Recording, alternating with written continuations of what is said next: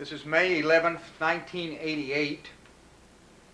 We are in the Adams Mark Hotel, Kansas City, Missouri. My name is Bill Pitts. I'm director of the State Museum of the Oklahoma Historical Society, and we are interviewing Mr. Jim Stallings. Jim, would you tell us where you were born? Greensboro, North Carolina. Okay. And when and where did you first join the Navy? Richmond, Virginia, January the 4th, 1940. And where were you sent for boot camp? Norfolk. And can you relate some experiences in boot camp? Well, I had a pretty tough old chief that was, in fact, I thought he was tough at the time. I never seen nobody no rougher. Called him Cannonball. Can't remember his last name, but he was known as Cannonball. And he's about as rough as one. What uniforms did you wear in boot camp? The blues. And how long were you in boot camp? 8 weeks. And where were you sent after boot camp?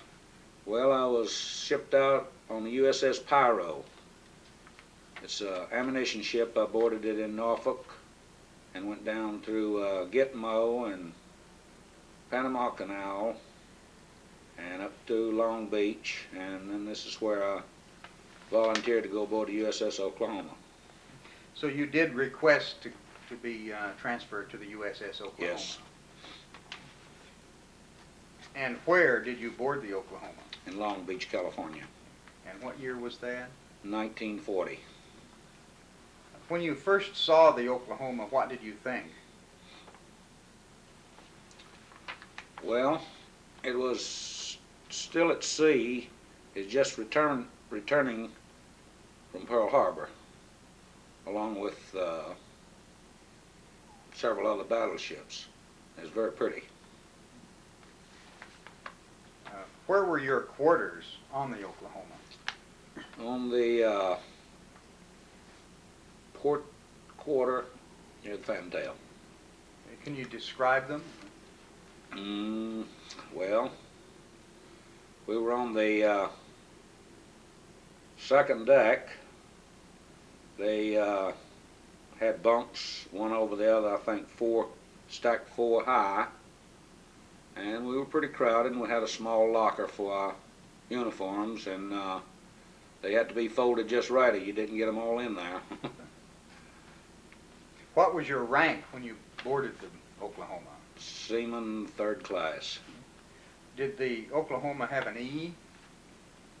Yes, we had it. In fact, I think we had the E for engineering. We also had the E and 3 hash marks on number 4 turret. You weren't on the Oklahoma during the picking up of the Spanish refugees? No. Okay. Can you tell a little bit, I should say, can you? Would you tell a little bit about going on Liberty? Uh-oh. Uh-oh. Well, not too much. I was in Honolulu the night before December 7th. I had bought an automobile out in Pearl Harbor, 1927 Durant, a little convertible. I bought this thing for $50, and I sold it the night before Pearl Harbor for $300. And I was trying to drink up the profit. Can you describe an average day on the Oklahoma? Well, our average day was pretty full. We'd get up about 5:30 every morning and go through our routine. Generally, we had to wash the deck down before coffee or before breakfast. We'd get served coffee first thing when we'd arise at morning. Then we'd go up, scrub the deck down, then come back down and have breakfast. Then you'd turn to at 8 o'clock for your regular routine. Can you describe scrubbing the deck? The holy stone in the deck? Well, it's a holy stone, it was called. Big brick bat. Had a mop handle that fit in a little hole in the middle, and you get it going back and forth and scrub that teak wood. What was the reaction of the Hawaiians to the mainlanders? Well, I had a lot of good friends that were Hawaiians, and they're just like any other normal people as far as I was concerned. There was a lot of different nationalities of people in the Hawaiian Islands. There was Polynesians, there's Japanese, Chinese. You name it, they were all there as a melting pot. What did you do on board on the 6th of December in 1941? Well, we had just came into port on Friday, I believe, and we had to open up our blisters, which is the section along the sides of the ship, for admiral inspection was to be on Monday morning. So this is one of the reasons that the Oklahoma overturned so quickly. It's because these blisters were open, and when the torpedoes hit, they flooded, and they didn't have a chance to counterflood, so we rolled over. Okay. Were you aware of the Japanese buildup in the Pacific? Yes, yes. What had you heard, or what did you see? Well, back in 1940, during the Roosevelt administration, he was attempting to build up the Navy for the protection of the homeland, and Pearl Harbor was an outpost in order to protect the United States. And I knew that they had the B-17s, which we just came out with. They were flying through Hickam and on their way to the Philippines to build up the Philippine American forces there in the Army. What did you do when you first got up on December 7th? Well, I didn't get up. I was up all night.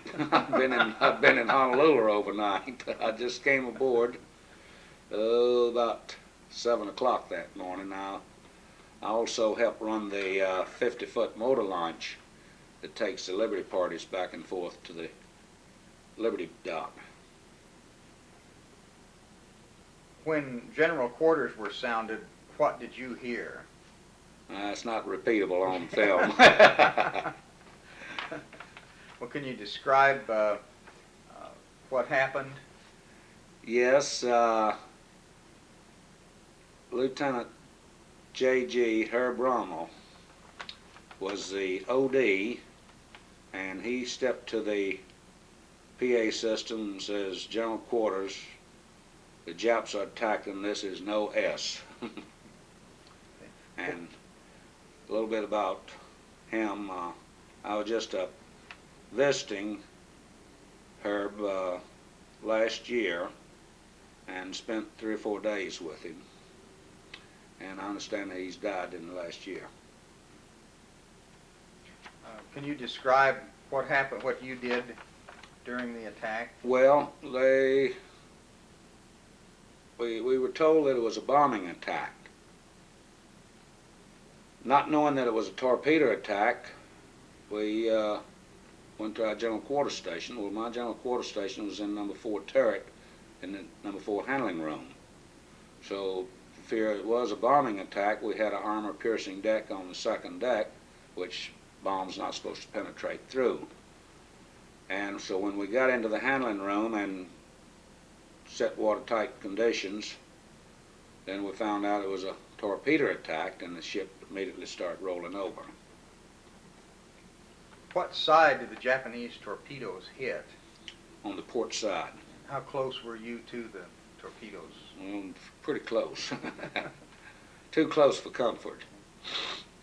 Can you describe what was happening as the torpedoes hit the ship? Yes. I understand there was 7 torpedoes, and about the 2nd torpedo that hit the entire lights went out throughout the ship, so we was in total darkness. Then the emergency lighting came on, and about the third or fourth torpedo, that went out. So we were in total darkness in this handling room. One of the guys, one of my friends, had a pin flashlight, and that's the only light that we had down there. Can you describe what happened after that? Well, the ship, as I say, was starting to roll, and it was up on its side, I'd say 45 degrees at the time. We had 16-inch training shells strapped with small line around the handling room, and these shells weigh 1,400 pounds. They're 14-inch training shells that we use for training in the turret, and they started popping loose and sliding across the deck, and they were squishing some of the men, so I figured it's time to get out of there. Okay, could you tell how you got out? Yes, they have what they call a hand passage up through the turret from the handling room. Say if the hoist, hydraulic hoist, goes out, that they can hand passage the powder from the magazine up to the guns through this hand passage. And this is the passage that I took to escape. There was 3 of us went out from that bunch that was in the number 4 turret. When you got off the ship, where did you go? Well, I was picked up in the water. By the time I got out of the turret, the ship had already rolled over, and I was underneath the water about 20 or 30 feet, so I had to come out, swim up, and popped up alongside, and everything was on fire there, so I swam on out and went back underwater and swam out to the middle of Pearl, and some boats were going by, and one of them stopped and picked me up. Of course, I was pretty oily and greasy. The only thing I had on was my skivvies, and they were ripped off, because as I say, I was pretty slick and oily from that bunker oil that was all over the top of the water at the time. Was this a military craft that picked you up, or a private? It was military. Where were you when the Arizona blew up? I was over on, I was out in the middle of the harbor at the time. I was waiting for a boat to pick me up when it blew. You were still in the water? Yes. Can you describe that?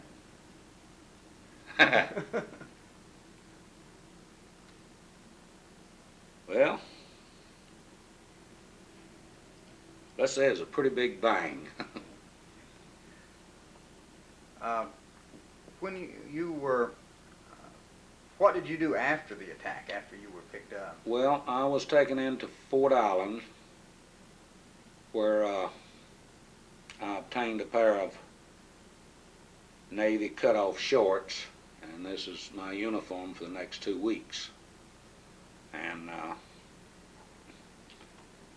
I got up to the dispensary, and I found an ambulance that wasn't being used, so I procured it and went back down to the landing and was picking up wounded, taking them up to the hospital. What ship were you assigned to after the attack? Well, I wasn't assigned to any ship, but for about 3 weeks I took off on my own that afternoon, and I was operating a 50-foot motor launch, hauling ammunition, torpedoes, depth charges, and so forth from Westlock Ammunition Depot out to sea to replenish the destroyers that they were afraid to bring them in Pearl Harbor, so we were taking ammo and stuff out to sea and replenishing ammo. How far out to sea were they? Oh, 2 to 3 miles, not very far.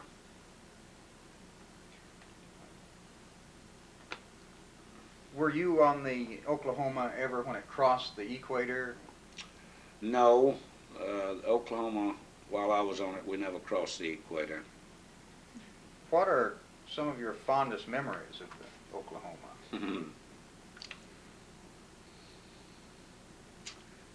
Well, let's This is hard to say. There's a lot of them.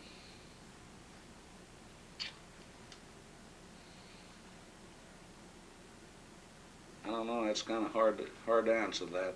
I know we had a lot of good experiences, a lot of bad experiences. We was written up as the only battleship ever to sink a freight train. Were you on ship? Yes. When that, could you describe that?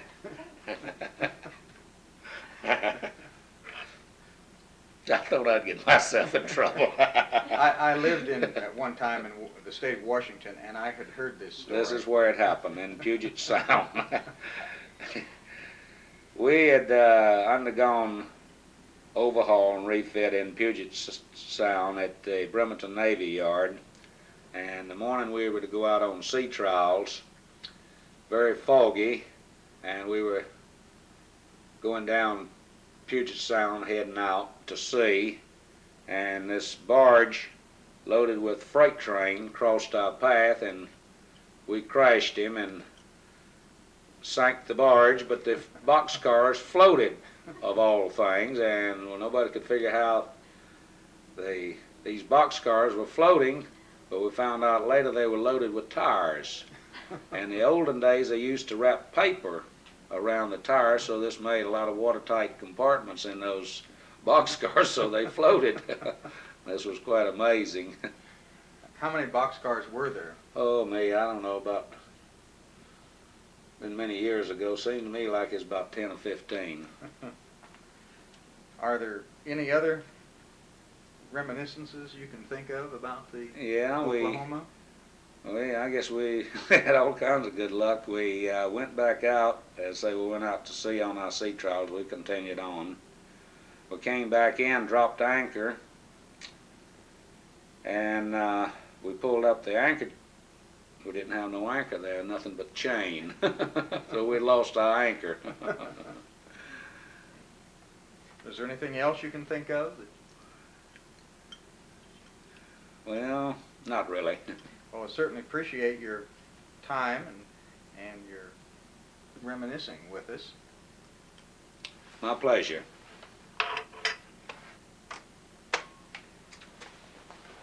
Cut it, Joanne. 2 of them, right?